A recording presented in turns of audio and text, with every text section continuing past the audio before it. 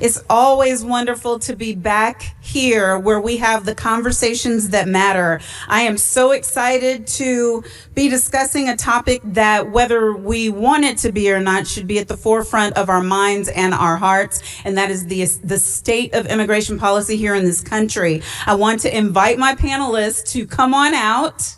If you would help me welcome Murad Awada, Reverend Robert Bush, George Escobar, Gerlin Joseph, Patrice Lawrence, Dorian Spence, Amadou Lee, and Latrice Cook. Let's give them all a hand.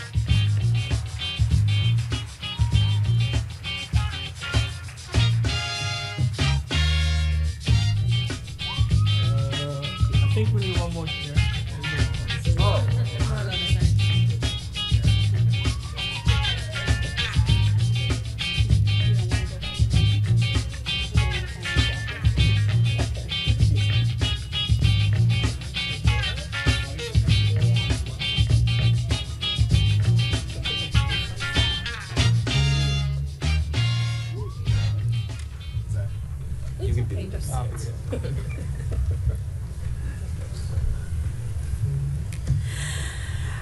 Before we get started, I've been thinking a good deal and frankly praying a good deal about this topic. For those of you who have not been with me here at NAN before, Monique Presley, I have a daily show, the Monique Presley Show, and I run a crisis management and communications firm in DC. And one of the things that we talk about frequently is humanity. Humanity. Not people who just care about things we care about, come from where we come from, look like we look, talk like we talk, eat what we eat, practice the same faith as us, but human to human, what rights are vested in us as part of the Constitution of the United States. And the gift that we have today is a group of people who have devoted their lives and are currently devoting their lives to the work of upholding and protecting human beings who are immigrants in this country so that they can have the same inalienable rights as any, and frankly, those of us who were born here need that same protection right about now. Right. Can I get an amen, somebody? Yeah. There you go. So whatever is going on right now in our immigrant population, we should care about, one, because it is our neighbors, it is our family, it is our friends, it is those we work with, those we practice faith walk with, but we also frankly need to care because what is happening with them, we're next.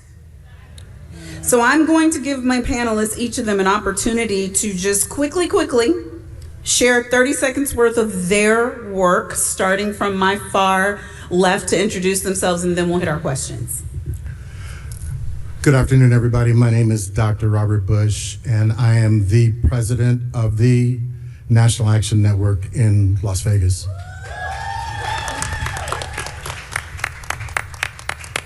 Good afternoon. My name is Latrice Cook. I am the president for the Central Texas chapter of NAN in Austin, Texas, the capital city. I am glad to be here. I'm also the founder and executive director for Milch Center, which assists, for 23 years, which assists people who have previously been incarcerated and their families. I'm glad to be here. Good afternoon, everyone. My name is Patrice Lawrence, and I serve as the executive director for UndocuBlack Network.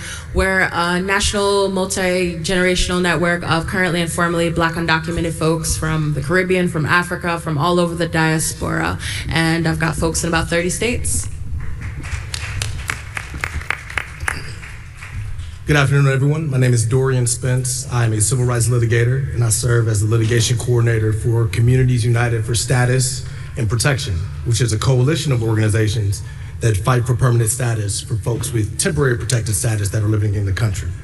That organization, or that coalition, includes UndocuBlack and my co-panelist organization, Haitian Bridge Alliance, as well as African Communities Together, ADICAR, National Network of Arab American Communities, and Haitian Bridge Alliance.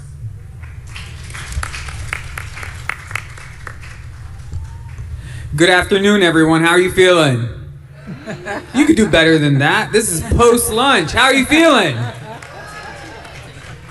Good afternoon. My name is Murad Ouauda. I'm the president and CEO of the New York Immigration Coalition. We're an organization of over 200 member orgs across the state of New York, here fighting for all New Yorkers to ensure that we can all live with dignity and respect. Thank you for having us. Good afternoon, everyone. My name is George Escobar. So I am the executive director of CASA. CASA is an immigrant rights and services membership-based organization. We have offices in Maryland, Virginia, Pennsylvania, and Georgia. And we work to empower our community and ensure they have full freedom. Thanks so much for having us. Good afternoon, New York. My name is Gerline Joseph. I am the co-founder and executive director of the Haitian Ridge Alliance. We are an organization that advocates for the rights of people of African descent, and we bring together immigration, human rights, and racial justice for all people. Good afternoon, everyone. My name is Amadou Lee. I'm the founder of the Amadou Lee Foundation. And pretty much what we do, we fight for immigrant rights. Most of you heard of Canal Streets. Events like that, when ICE raids places, we stand up and we fight for our people.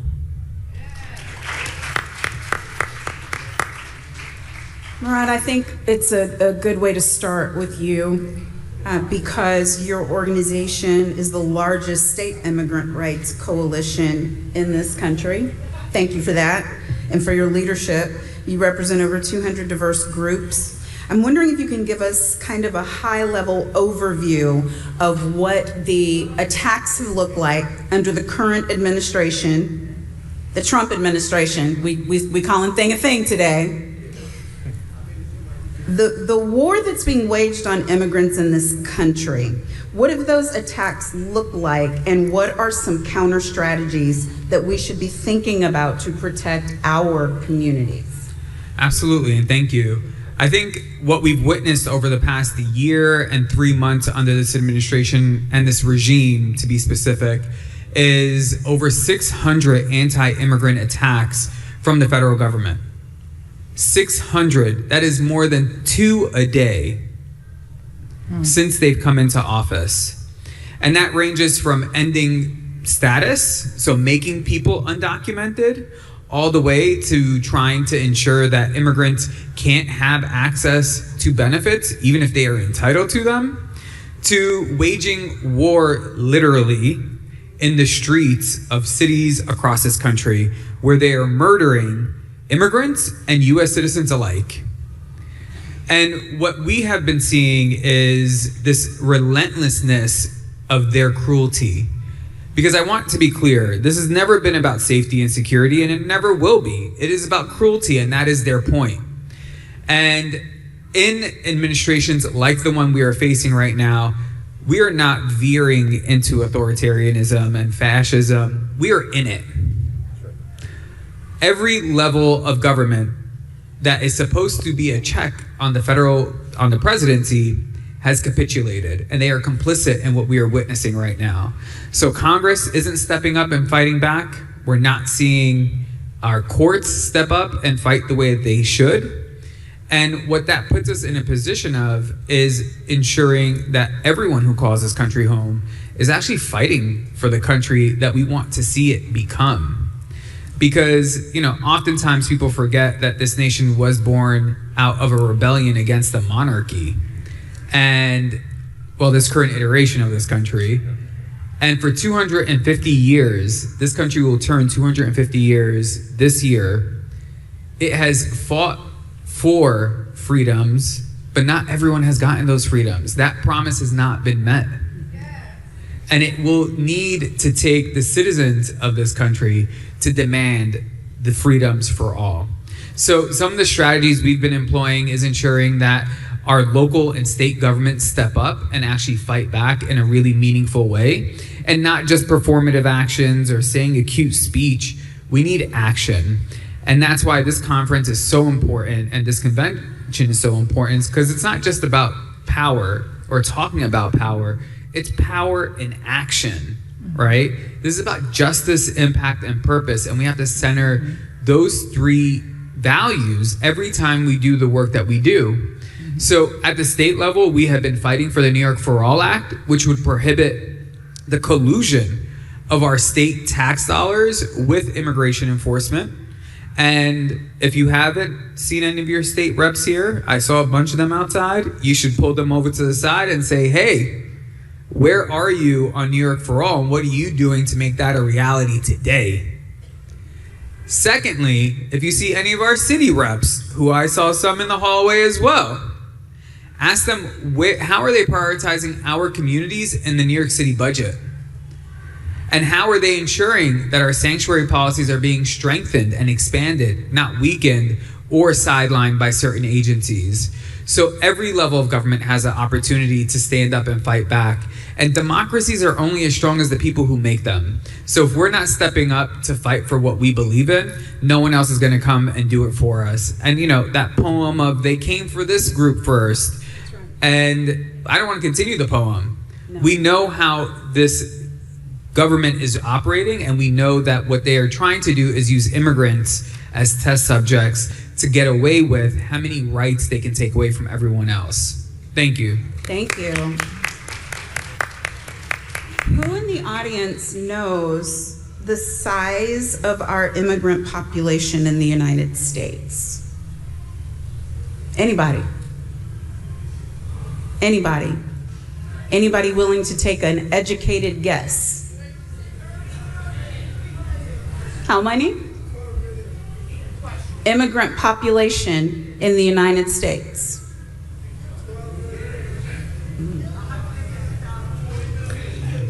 Okay, I'm hearing 1 million, I'm hearing a percentage, I'm hearing 12 million. As of mid-2025, approximately 51.9 million immigrants live in the United States. Wow. 15.4% of the population. The so-called unauthorized or undocumented population is an estimated 14 million. So when we talk about a tax by the administration, we are talking about a tax on a group of people that are almost twice the size of our largest populated state. Patrice, hundreds of thousands of Black undocumented immigrants live in this country. The administration has ended TPS, you can tell us what that is, for majority Black countries and blocked visas for 85% of Caribbean nations. But my question to you is, what is the single most important step, now that we know how many people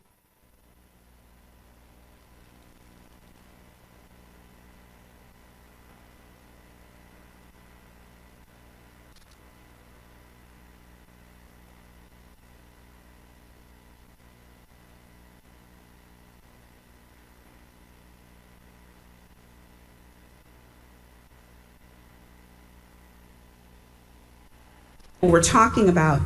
The single most important step that people in this room can take starting tomorrow to ensure Black immigrants are fully embraced and defended as part of our community. Thank you, Monique. Patrice on DocuBlack, and I think the most important step is to make sure that what we do matches what we say, matches what's in your heart. Right. And so we don't necessarily need the facts. We don't necessarily need the additional stories. Every single person in this room is maybe 1 degree removed from someone who is a Black immigrant and someone who at some point in their life had a visa status that was a little wonky. That's what I mean when I'm especially talking about people who are undocumented Black people. Folks who have temporary protected status, TPS, folks who may have DACA, all these names and acronyms that are being thrown around. But I think we have to ensure that Black immigrants are treated as they are, which is central to democracy and not separate from it. When we have what has been discussed here today, poll taxes, you need to get your passport, all these things that we know the SAVE Act and other things are saying for people to vote. When we have TPS being stripped away, when we have every single Caribbean nation as of January this year being banned from the US in some shape or form, we're in trouble. And they're going after Black people, and they're trying to see how far can they go with us, who may be a more vulnerable population, to then exact that in the larger population. It's like in and out, because Black people in America have had stories to tell. So it's really important that we treat it as central to democracy, and that when we fight for all. We name what's true, we demand what we need, and we invest in the populations that we say we care about. Thank you. George, CASA serves a massive, diverse coalition. In 2026, we are facing heightened enforcement, the expansion of expedited removal, and intensified workplace raids designed to overwhelm community infrastructure. I don't think there's anybody who's living in this country now who lives in an area close to a Home Depot or close to a grocery store where they're not seeing these unexpected pop-up, don't make no sense, no criminal to be found type raids happening. CASA has a massive operation, legal services, rapid response, policy advocacy. How are you adopting and adapting to this specific moment? What are you doing differently now than in Trump 1? And what's your message to organizations that feel like they have to choose between direct service and political advocacy? It's a great question. Thank you so much, Monique. I think, first of all, I want to give a lot of love to everybody that works in your social safety net, right? All those folks that work at food pantries, all those folks that work in community clinics, all those folks that work so diligently in providing legal counsel, pro bono and low bono, right? But at the end of the day, we also have to realize that that is a reflection of this government's choice to nickel and dime how they treat our most vulnerable communities, right?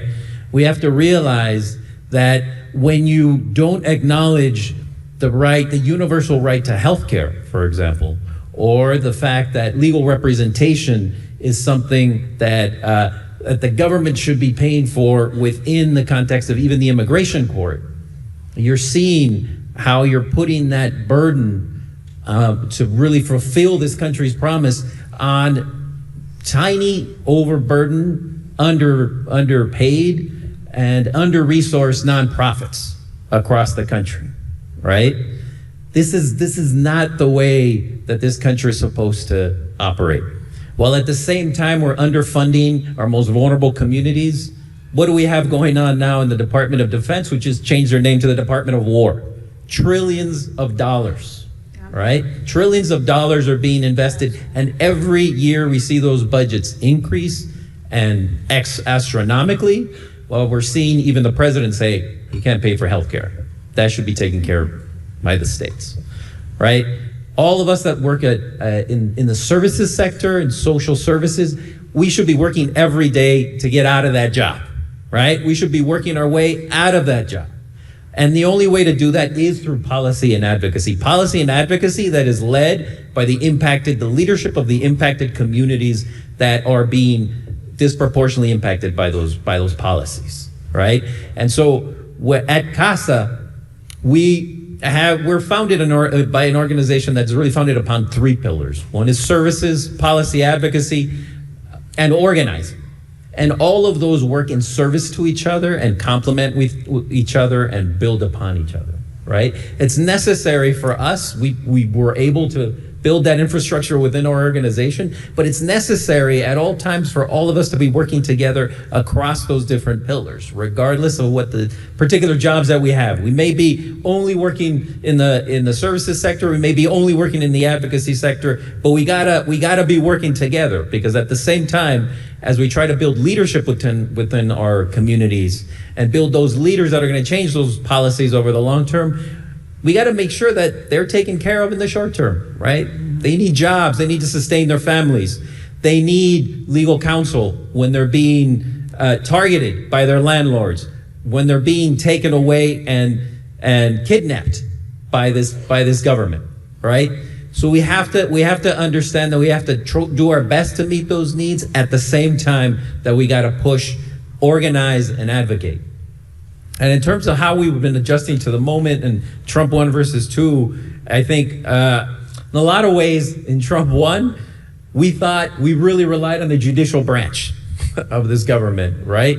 We tried to do our best to delay the worst that can happen and try to bring in a lot of white shoe law firms to work with organizations such as ourselves, and brought up lawsuits in federal court, trying to protect DACA, trying to protect DPS, what we just heard about. Our first case at CASA that landed in the Supreme Court was to preserve the census, because Trump 1 was trying to not count people like us, any non-citizen, right? But what we found now in Trump 2, that's not enough.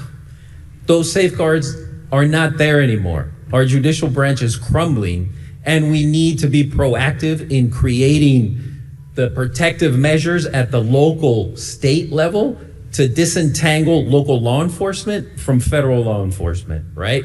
To disentangle that collaboration that happens at the local level that really supersizes the impact of those deportations, because those deportations would not be occurring if not for that collaboration that we're seeing at the local and state level. And I see a lot of champions out here in the audience. Shout out to Mr. Ivey, to Congressman Glenn Ivey, who's been in the streets with us, advocating and pushing ICE to be accountable and ensuring that disentanglement happens. And that's the work we got to be doing on a daily basis.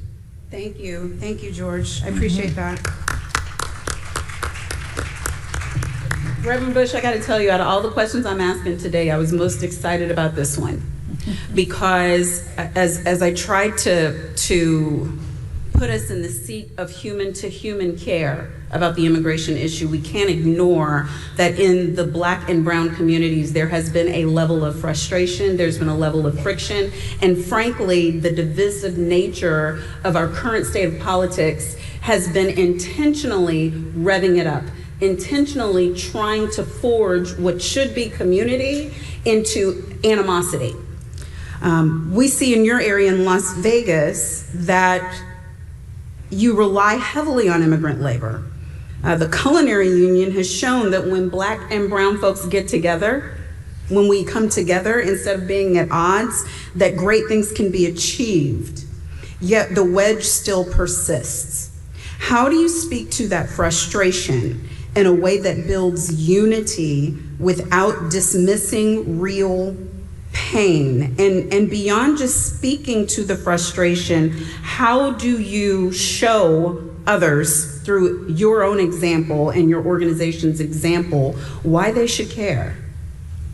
I think this is one of the hardest communication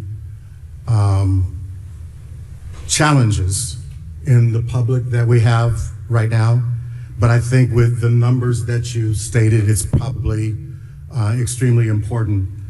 And I think we have to ask, because immigrants, most of us, most of our families, not our family, because the American dream, we weren't brought here because of the American dream. We were forced to come here as a people.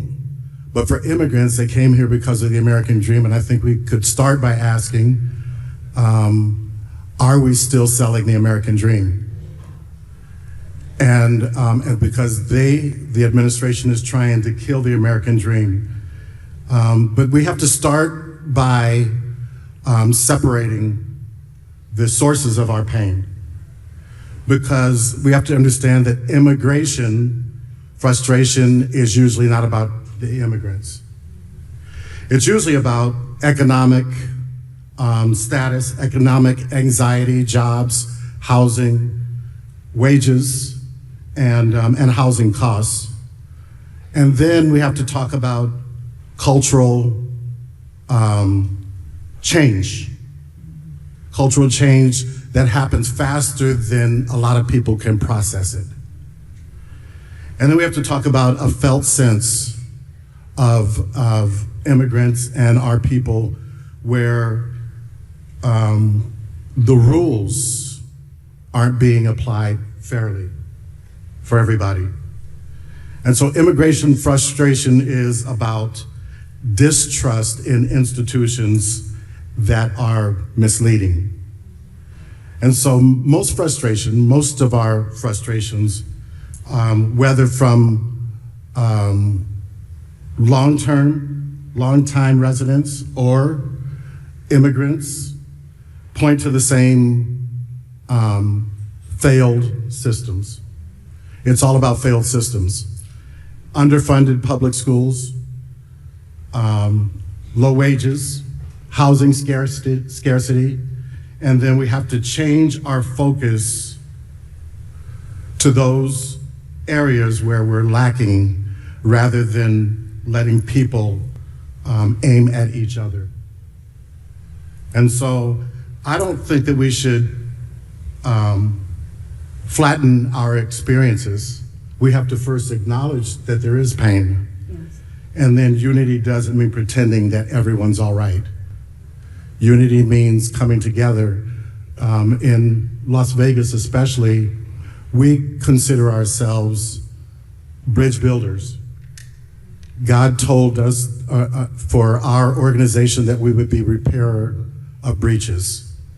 And we have to not work in silos. We can't be on an island by ourselves. And most of the people that are in our organizations are that lead areas in our organization lead organizations of their own. And we've just brought them all together in unity. And so I can pick up the phone and call the executive director of the ACLU or the Culinary Union or the SIU. I saw our very own Reverend Sharpton build relationships with unions. And when he had his relationship with Mary Kay from SEIU, I went back and told my SEIU president, I said, I want to build the same thing on the ground here that Reverend Sharpton has built nationally. And so we take all those organizations and we are united. And when we hit the streets or we hit the doorsteps of our legislators, we're all in unity. And one of my mentors, Bishop Bill McDonald, said, if you try to put your finger through a wall, you probably break your finger. Mm-hmm. But you can put your fist through a wall. Yes. And we as organizations, we've combined to be that fist that can go through any wall. Excellent, thank you.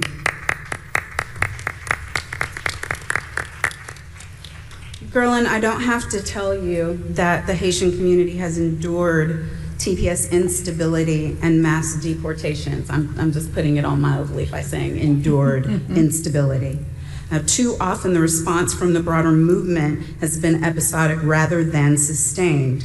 What do you see as the biggest missed opportunity in how advocates have responded to attacks on Haitian immigrants? And what would it look like if the Black Church and NAN chapter stood with Haitian immigrants as family? Give us one concrete example with the time that you have available that can help us bring ourselves that information back to the pews. Thank you so much, Monique. And I think I can begin by one of the facts that you shared earlier. And I want to highlight that 1 out of every 4 Black person in the United States is either an immigrant or a child of immigrant. That includes Vice President Harris, that includes President Obama, that includes Shirley Chisholm, that includes all the other people who have become a part of what we call Black America, the Black diaspora. So when we are talking about immigration, we have to understand and center the realities that when I woke up this morning as a Haitian American woman, I woke up this morning as a Black American woman, I woke up this morning as an immigrant. That's right. That's right. Y'all, we can clap for that. That's right.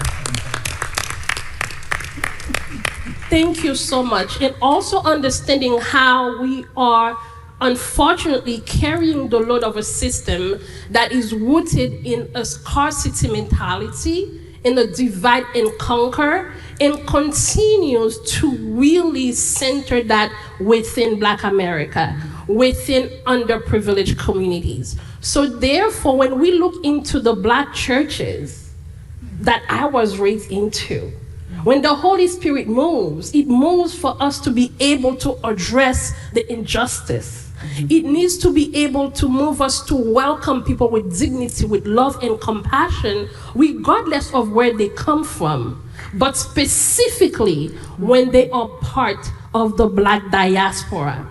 And we see, thank you so much, beloved. And when we are addressing those issues, and within our Black community, there's a divide and conquer. And they say, we don't want Haitians and Jamaican like my sister Patrice from Undarker Black or my brother Amadou, right? But how are we centering those realities? How are we applying what we need? And I do believe institutions like the Black churches specifically, wherever we might find them in Mississippi or in New York City, I think we can embrace that reality and push back against this narrative of divide and conquer.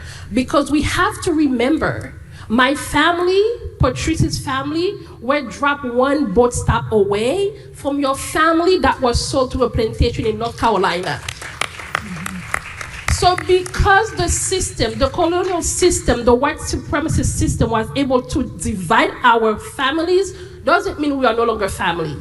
It means that it is time for us to come back together to address our past and create a future that includes all of us. When they are shooting Black people in the streets, they don't care if I have an accent. That's right. When they are shooting Black people in the street, they don't care if I was born in Haiti.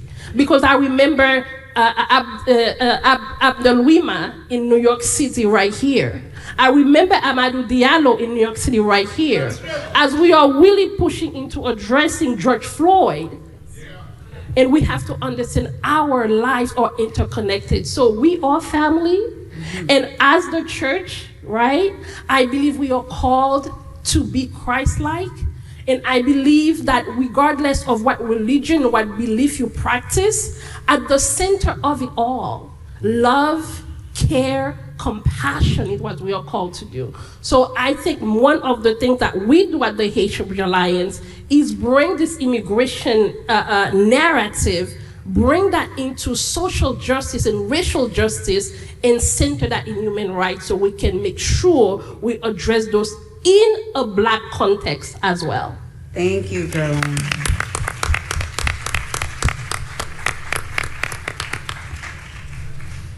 My fellow Esquire, let's chop up some law for a minute.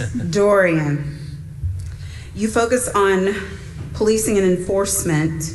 The administration has expanded 287G agreements, I'll let you explain what that is, that turn local police into ICE agents. I think it's turned them into thugs. Organizers tell us that by the time a lawsuit is filed, the family is often already gone, therefore no remedy remains available.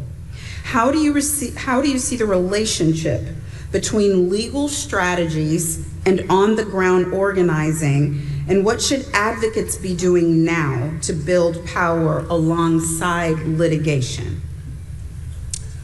First and foremost, thank you, my fellow Esquire. And I love the framing of this question because I get to talk about a book that meant so much to me early in my practice. It was written by the late Harvard professor Lonnie Guinier, and the title is Lift Every Voice. And I love that book because, as a young lawyer, it taught me and showed me the importance of engaging with community being a lawyer.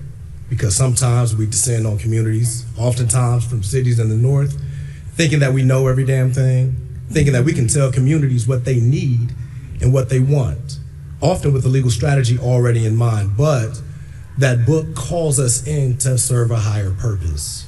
And that purpose is journeying alongside community, arm in arm, helping the community realize its goals and actualize its power. Litigation in the law is limiting just by the construct of it, right? Lawsuits are reductionist by nature. Oftentimes, at its best, it can get you some far off goal, but oftentimes you're fighting for rights that are already due to you. So as practitioners, as lawyers, as we engage community, if we're developing legal strategy without the people, we're missing the point. If we're focused so much on what happens inside of the courtroom without working alongside community to help them build power and develop strategies that they can implement and enforce and effectuate after we leave, then we're missing the point. Litigation is just a tool, right? An important one, but it's not the only tool. It's a tool just like policy is a tool, just like advocacy is a tool, just like agitation in the streets is a tool. It's just a tool that has to work alongside the people and organizers for it to be sustainable. A legal strategy without an effective organizing strategy component alongside of it is unsustainable. And I would challenge any lawyer, if they're worth anything, if they say that litigation can stand on its own, they're not a good one. To your second question, what can organizers be doing right now to build power alongside active litigation, whether it has to do with immigration or civil rights? Look, the fact of the matter is you have a panel in front of you full of brilliant strategists in the immigration space. And we work on behalf of some of the most vulnerable communities right now because the targets is on our backs, right? But if you look on the back of yourself, you've got a target on yours too. If you think that this administration has not already come for you, then you haven't been paying attention. We have a case in front of the Supreme Court right now that questions the idea of birthright citizenship that was born after the Civil War.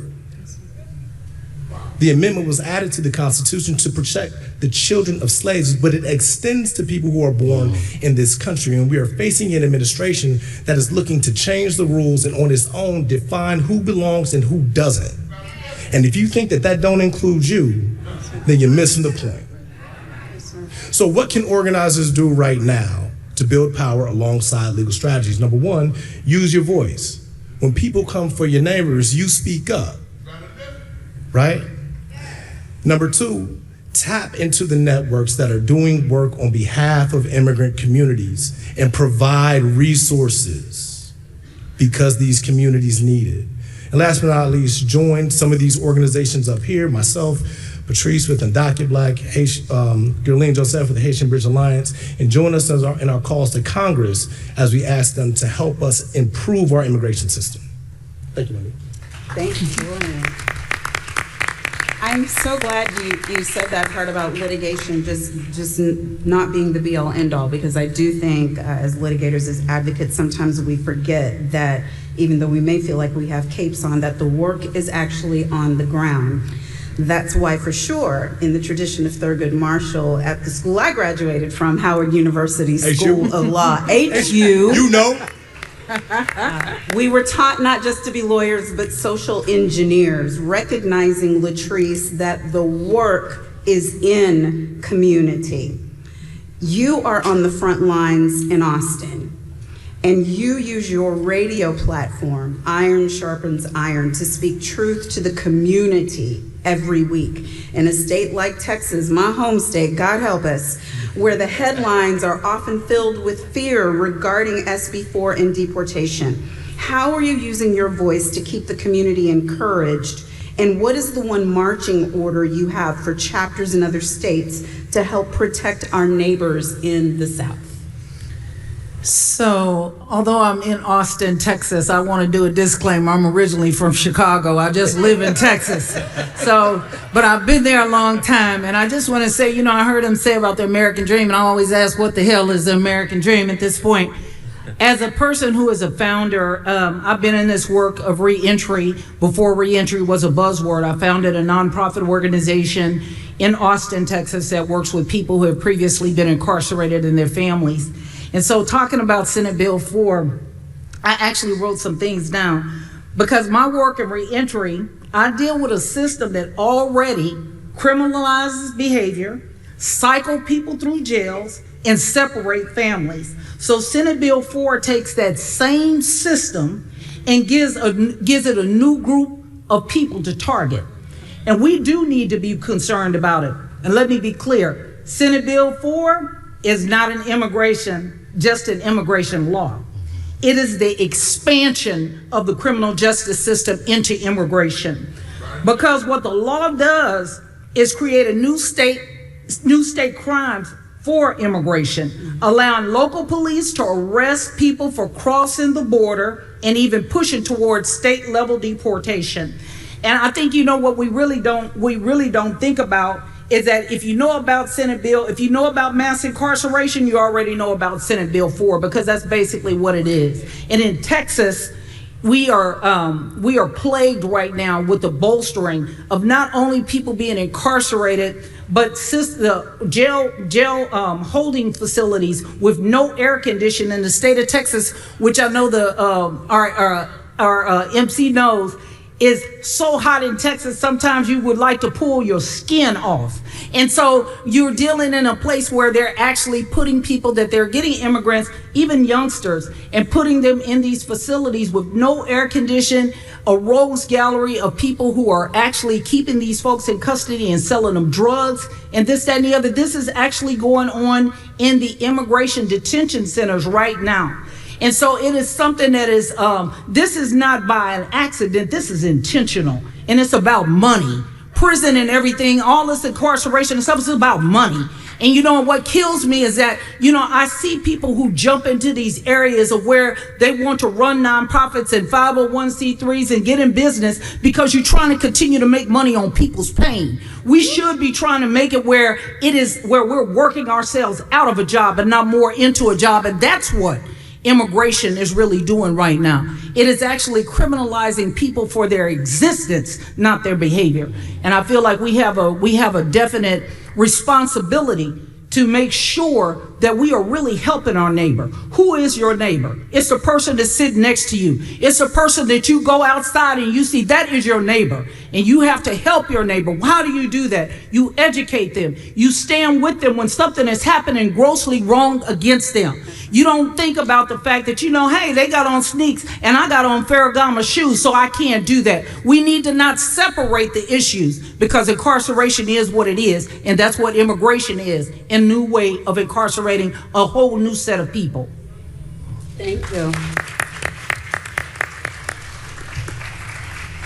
So by way of segue into this next question, I want to point out that Black men in the United States are disproportionately over-incarcerated compared to all other peers, that they are more likely to be stopped, frisked, searched, arrested, jailed, assaulted, killed, that the number that we can actually count of wrongful arrests and incarceration in this country is climbing past 12,000 per month. That being said, it's no surprise, Amadou, that African men are the most targeted immigrant group in New York and across many other states. Yet the media barely acknowledges them. They are far more likely to face immigration hearings without an attorney, and many unscrupulous lawyers take advantage of their lack of resources. This raises some critical questions. What would a truly effective emergency plan look like for this vulnerable community, or for all of our vulnerable communities, before, during, and after raids?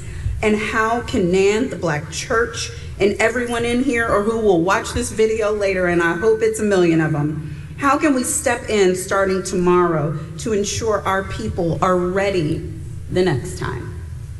Thank you so much, Monique. Anyone here heard about the Canal Street raid when ICE came?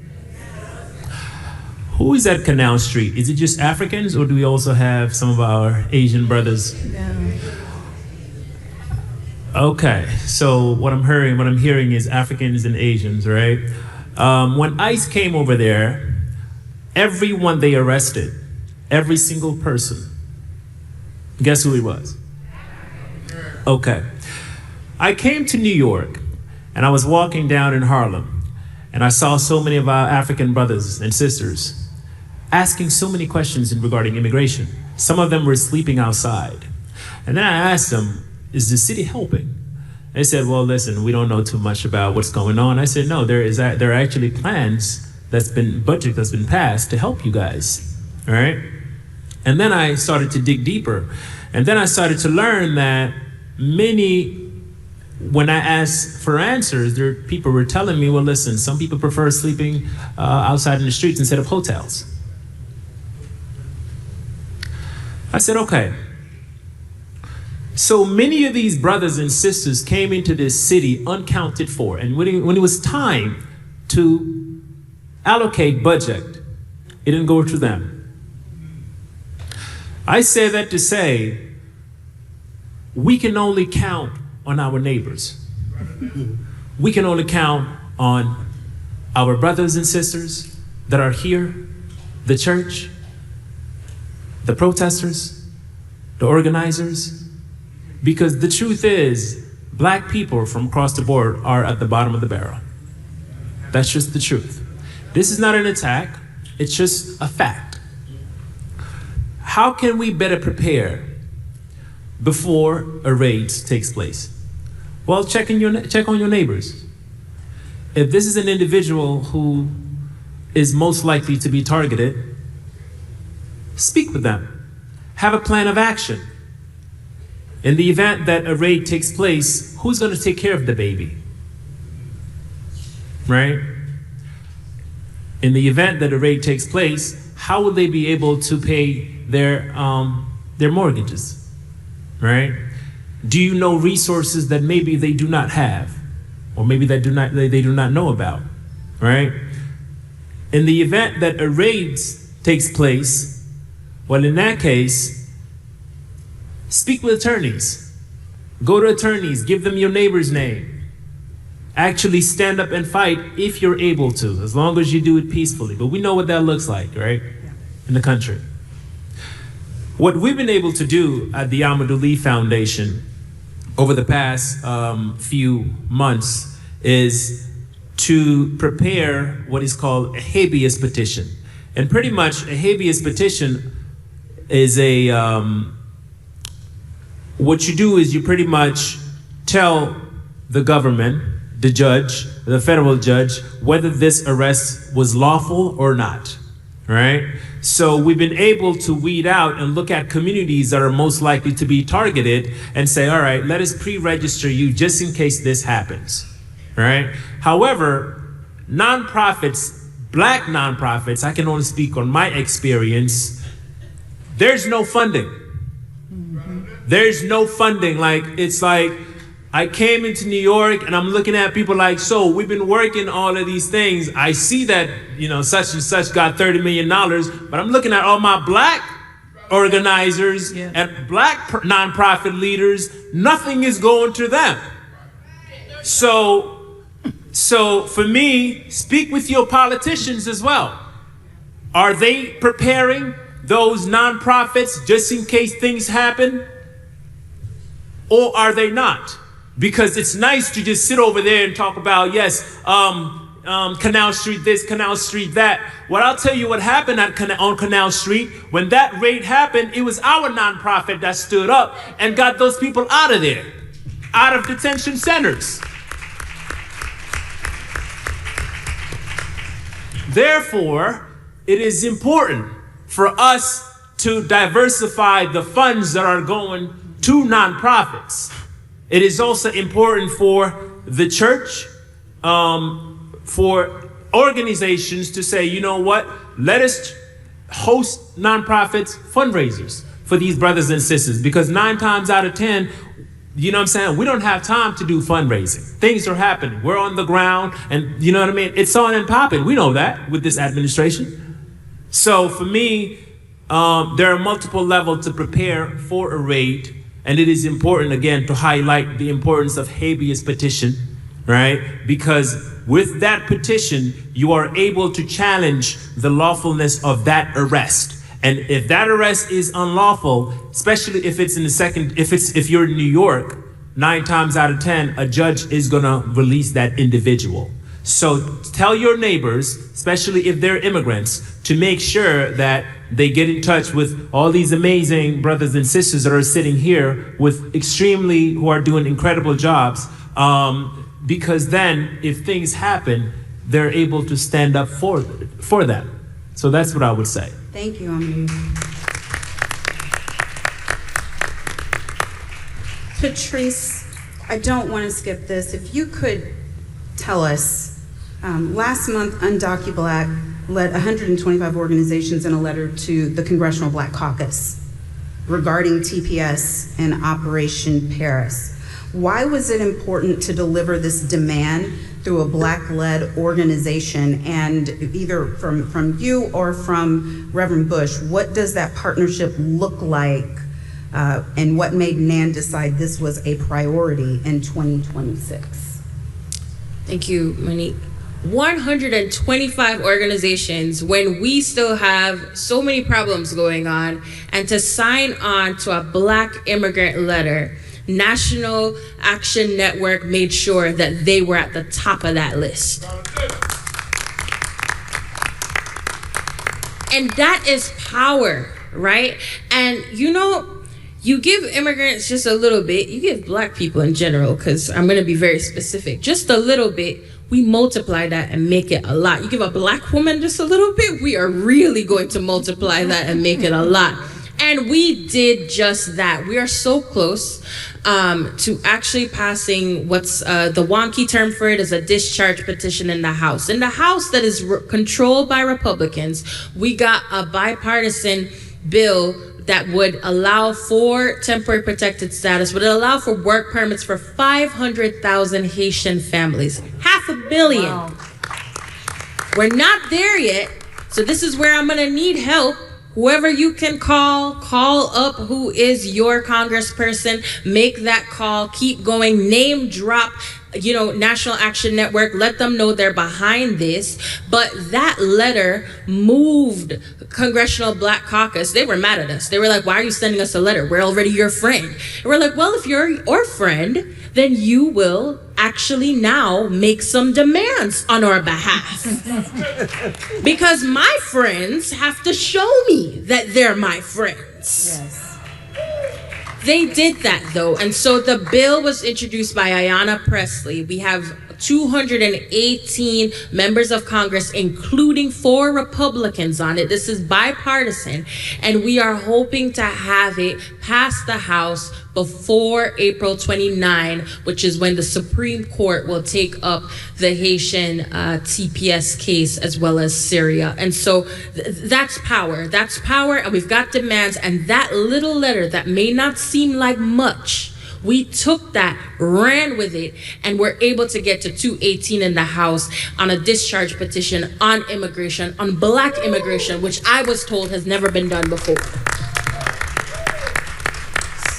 So we're going to want everyone to call 202-224-3121. That is the way to connect to your member of Congress. I'll say it again, 202-224-3121, and tell them what you expect them to do on this and other legislation. We are in lightning round. I want to get through 2 questions quickly, so I'm going to give you each a sentence for each one. All right? Starting with Murad, I want to ask you to finish this sentence honestly. Honestly. One misconception about immigrants that we need to address honestly in our communities is that immigrants are taking away from others, which is completely untrue. And here in the state of New York, immigrants contribute over $81 billion in local and state tax dollars, and have the spending power of over $250 billion. They're paying into systems that they can never benefit from. So just uplifting that, and the number of the 81 billion local and state tax dollars includes undocumented people and documented people. And that might have been 12 sentences, but it was good. Okay. Run-on sentence. Patrice, one misconception about immigrants that we need to address honestly in our communities is? The concept of today for me, tomorrow for you, or in Jamaican, today for me, tomorrow for you, which is that they're going after those people, they won't come after me. That's a lie. George, one misconception, honestly, what is it? There are no good immigrants. There are no bad immigrants. There's no such thing as the worst of the worst. So let's Let's reject that notion. We're all the same community. Reverend Bush? That immigrants commit more crime. Immigrants commit more crime. They're in here to change their life, and they have an interest in staying out of trouble. And so the studies show that immigrants, especially undocumented immigrants, do not commit more crime than natives do. Gerlin, one misconception about immigrants we need to address honestly. The fact that we have an immigration issue in the United States, because the reality is, as the current person in the White House mentioned, they welcome immigrants who are blonde hair, blue eyes from white countries, and they reject immigrants from black countries and other countries. So therefore, we do not, and I repeat, we do not have an immigration issue in the United States. We have an issue based on anti-black racism. Dorian, one misconception about immigrants we need to address honestly. That our struggles are not inextricably tied to each other. A weakened Constitution hurts all of us. Repealing or rolling back the rule of law to attack one community means that this same administration can roll back the rule of law to attack you. Latrice. That immigrants take our jobs. There's really a misconception about immigrants taking jobs when actually most immigrants do jobs that we don't want to do. And the value of immigrants has definitely impacted our communities significantly so that they take away jobs. I think that's the biggest thing. I'm gonna do one misconception about immigrants that we need to address honestly. They eat rats or cats. So just the humanity of it. I think, I mean, we have to address it, right? That's the narrative that's been pushed, right? And it's ridiculous. It's part of the campaign that made so many people not go to Africa, right? Because they see Africans as jumping in trees and doing all of those different things. Meanwhile, it is very important for our people to understand that even those, I'm going off a little bit, but even the resources of Africa, that's really ours. And if I say ours, I mean ours, right? Because it is our ancestors, right? So I think it is very important to understand that that division does not serve anyone. Right? Rapid fire. Oops, I'm sorry. Thank you. Thank you. Rapid fire continues. One thing that each person who's here today and those who are going to watch, one thing that can be marching orders that you would want to see them do starting not tomorrow, but today, that actually changes the outcome for a family on the line. Back to you, Murad. One thing, one sentence. Let's go. Demand that your New York State representatives, your state assembly, state senator, step up and pass the New York for All Act, because that's going to protect all 19 million of us New Yorkers. Patrice. I'm sorry, Latrice. Well, which one? Latrice first. Yes. I'm sorry, can you ask your question one more time?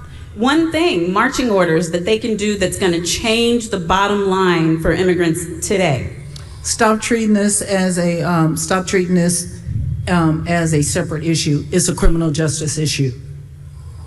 Patrice. Make sure the SAVE Act doesn't pass. Woo! Wow. How do we make sure it doesn't pass? 10 more seconds. Call your congressperson, vote, make noise, make sure that you can vote, and make sure that we actually have elections in 2028, because there's a real possibility that's not going to happen. George. 5 We seconds. We are living in under a fascist government, so let's not be afraid to have those difficult conversations with our family. Let's question why people want to go into the military. Let's question why some people want to go into the federal government for a safe employment. It is a crucial time in American history. We have to confront these truths. Reverend Rob. All elections are local and you must vote. In Nevada, our governor won by 10,000 votes over the previous governor, and we lost the supermajority by 1 seat. he vetoed 187 bills that are important to immigrants and to our people. You have to get out and vote no matter what city you are in. And Reverend L is not going to come out here and get me. Dorian, come on. One thing. Resources, give your time, talent, treasure. Amadou. Resources, support your local nonprofits. And on behalf of this esteemed and wonderful panel, Monique Presley, I'm going to say again what was said on the end. Not just vote, register somebody to vote. Make sure your whole household is registered to vote. Work in your neighborhood to get rid of this regime so that we can all be safe. Thank you for being here with us today. I hope you learned something. Thank you.